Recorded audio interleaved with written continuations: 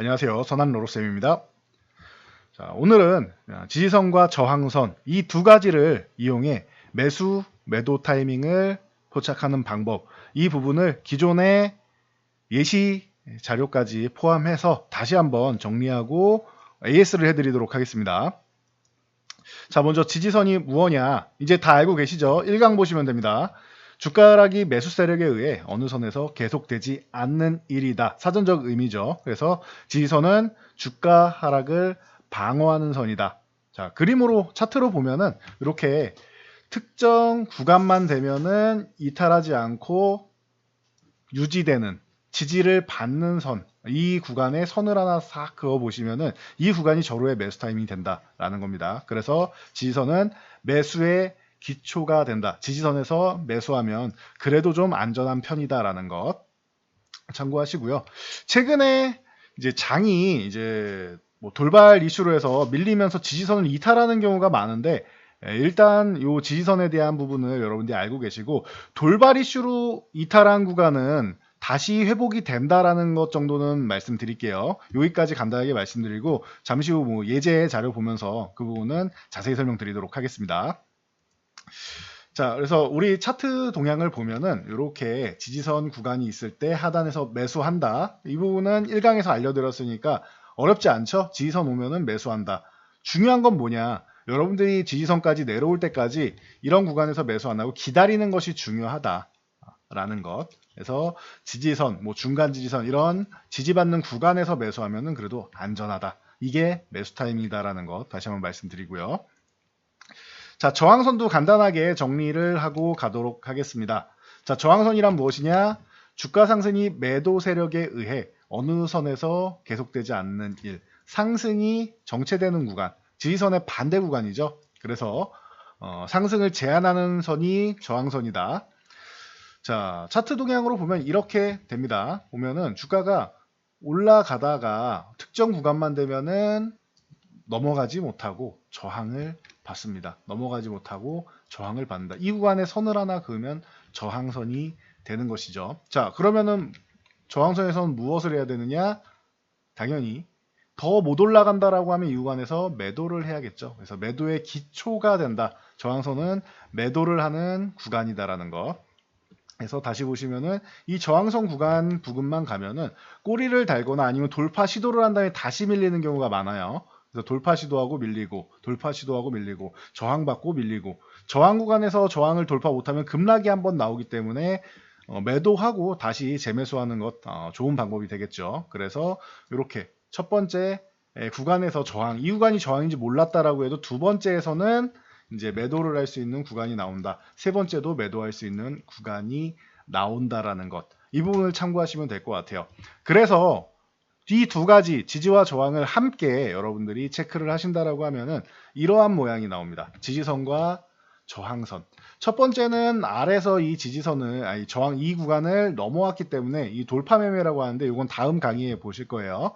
그래서 돌파하는 구간에 대해서는 여러분들이 알 수가 없죠. 그러니까 이 구간에서 정리를 했고 여기는 몰랐다고 해도 이 구간을 넘어온 다음에 다시 내려온 이 지지선, 이 구간에서는 매수를 할 수 있겠죠. 이 종목을 관찰을 하고 있다가 지지선까지 내려오면 매수를 한다라는 것. 그리고 저항선 매도, 지지선 매수, 저항선 매도를 반복하면 된다라는 것. 그래서 이런 식으로 여러분들이 매매를 하면 됩니다.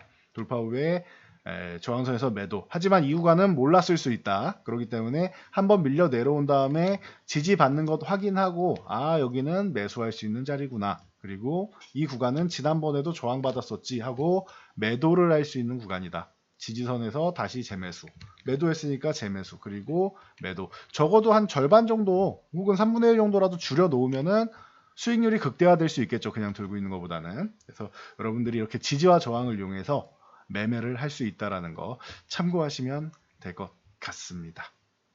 자, 그래서 보시면은 삼성 SDI를 처음에 지지선 예시 종목으로 알려드렸죠. 그래서 삼성 SDI 지지선은 여러분들이 차트에 가서 쓱 그어보시면 됩니다. 그러면은 어떻게 되느냐? 이렇게 지지선이 나온다. 지지선이 56만원 부근에서 나온다라고 말씀드렸죠. 그래서 지지선에 닿으면 혹은 뭐 이런 정도 구간에서도 짧게 치고 빠질 수는 있겠죠.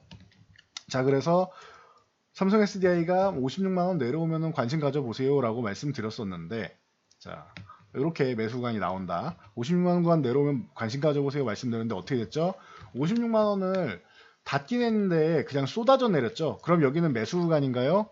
아니요, 조금 대기하시는 게 원래는 좋은 겁니다. 그래서 이런 부분은 여러분들이 정확하게 처음에 이제 시작할 때는 포착하기가 어렵기 때문에 제가 첫날에 그냥 구경만 해보세요. 관심 종목으로 넣어놓고 관찰만 해보세요라고 말씀을 드렸죠. 이때 주말에 뭐 시장도 뭐 그렇게 썩 좋지 않고 그러다 보니까 쭉 지수가 밀리면서 같이 밀려 내려왔다. 그래도 이 지지선에서 매수를 하면 좋은 게 뭐냐면은, 이 지지와 저항 우리가 둘 다 배웠죠. 지지선을 이탈하게 되면은 이 지지선은 이 아래 구간에서는 저항선으로 바뀝니다. 중요한 개념이에요. 지지선이 이탈하게 되면은 이 지지선이 저항선으로 바뀐다. 반대로 이 지지선을, 이 구간을 저항이라고 말씀드린 아래에 있을 때는 아래에서 이렇게 돌파해서 넘어오게 되면 이 구간은 지지선이 돼요. 반대가 되는 거죠. 넘어가게 되면은 저항선을 넘어가게 되면은 이제 저항선이 지지선이 된다. 그래서 여기 넘어간 다음에 왔을 때는 지지를 받는 구간이 되는 거죠. 그래서 특정 가격이 굉장히 심리적으로, 그리고 많은 사람들이 이 구간에 매물대를 쌓아놓기 때문에 지지와 저항이 생긴다라고 생각하시면 돼요. 이해되시죠? 그래서 심리적으로도 작용을 하고 실제 매물대로 작용을 한다라는 것. 이 구간만 가면은 물려있던 사람들이 매도하고 싶은 자리이기도 하고, 그리고 추가 매수하고 싶은 자리이기도 하고 해서 양쪽 매수와 매도에 대한 욕구가 일어나는 자리가 지지선, 저항선이 된다라는 거 체크하시면 됩니다. 그래서 이게 좋은 게 뭐냐? 이탈한 다음에도, 지지선이 이탈한 다음에 매도할 구간을 지지선 근처까지는 줘요. 이거는 아주 아름답게 올라와서 지지선까지 딱 붙여놓은 것이고, 일주일 동안 동향 말씀드렸죠. 지난주 일주일 동안 이렇게 내려왔다가 다시 회복을 했다. 자, 그러면 여기서 매수를 했는데 손실 갔다가 다시 본전이 왔죠. 그럼 여기 구간에서 한번 정리하면서 보시는 것도 방법이 돼요. 안전하게 가실 분들은.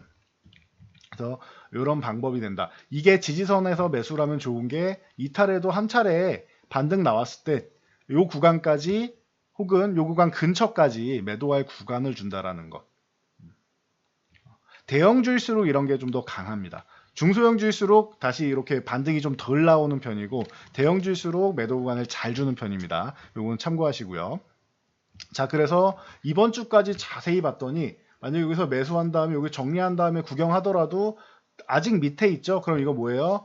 지지선으로 작용하던 구간이 이제는 저항으로 작용하고 있다 라고 보시면 돼요. 대신 삼성 SDI는 그럼 어떻게 해야 됩니까? 이 56만원 구간을 다시 회복한다라고 하면, 돌파를 한다라고 하면은 그때 다시 관심 갖고 매수를 하시면 되는 겁니다. 예시 종목으로 아주 좋죠. 지지선이라고 말씀을 드렸는데 이 구간을 이탈한 다음에 매도 구간을 다시 주는 거, 그리고 다시 한번 이쪽으로 수렴하면서 이제 매도 구간을 또 주고 있는 것, 이런 부분은 교육 자료로서 아주 좋은 것 같습니다. 실전 교육 자료로서 아주 베스트 종목 중 하나였다. 물론 지지받고 올라갔으면 좋았겠지만 시장 상황상 최근에 이때는 이제 월요일날 쉬었으니까 화요일, 그리고 월요일날 급락이 나왔죠. 두 번이나. 급락이 나왔음에도 불구하고 이렇게 주가 회복력이 좋은 종목들은 긍정적이다라고 보시면 될 것 같아요. 이런 종목들을 대상으로 하면은 그래도 좀 안정적인 편이다. 자, 보시면 되고, 자, GS, 이건 지난주 저항선 교육 종목이었죠. 자, GS의 저항선은 어떻게 된다? 그림으로만 보셔도 대략적으로 알 수 있겠죠. 자, 이 구간입니다. 48,000원. 48,000원만 되면은 아까 말씀드렸듯이 이렇게 돌파 시도는 하지만 못 넘어가죠. 근처 가면은 밀려 내려오죠. 이 구간을 못 넘어가면은 급락이 한번 나온다라고 말씀드렸죠. 그래서 저항선을 돌파 못하면 급락이 발생한다라는 것. 이 부분 참고하시고요. 자, 그리고 다시 한번 저항선에 들어갔다. 그래서 GS는 뭐다? 이 종목은 저항선에서 매도하는 예시 종목으로 말씀드렸습니다. 뭐 해서 이 구간은 매도 구간이다라고 말씀드렸고, 지난 이제 구간 동안에는 최근에 좀 워낙 뭐 시장이 좀 어려운 구간이었죠. 일주일 동안. 그러다 보니까 뭐 저항이라서 밀린 것도 있고 시장 영향력으로 밀린 것도 있고, 핑계거리는 이렇게 시장 영향이다라고 찾을 수 있는데 실질적으로 저항이라서 밀리는 것도 있습니다. 왜냐? 최근에 지난주에 인플레이션 우려감 올라오면은 식량 관련주, 에너지 관련주는 추가적으로 상승해서 돌파해도 이상할 게 없어요. 인플레이션 하면 지금 제일 문제되는 게 뭐예요? 식량, 그리고 에너지 아닙니까? 천연가스, 원유, 그리고 식량, 이쪽 아닙니까? 그러다 보니까 인플레이션 얘기 나오면 이 관련주들이 움직이게 되는데, 그럼 GS는 유가 관련주죠. 자연스럽게 움직일 수 있는 종목임에도 불구하고 넘어가도 이상할 게 없는 구간임에도 불구하고 이번 주에 하염없이 흘러내렸다라는 것. 그렇다라는 것은 이 구간 48,000원 구간은 GS의 저항으로 인식되는 구간이다. 자, 그럼 어떻게 해요? 아까 알려드린 거 기억나시죠? 자, 지지선에서 매수하고 저항선에서 매도한다라는 거. 자, 그러면은 GS는 어떻게 노리느냐?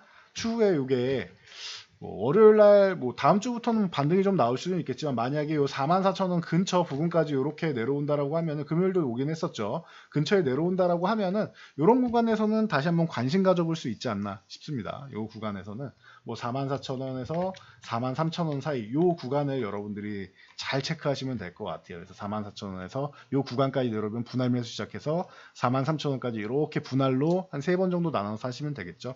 그렇게 해서 볼 수 있다.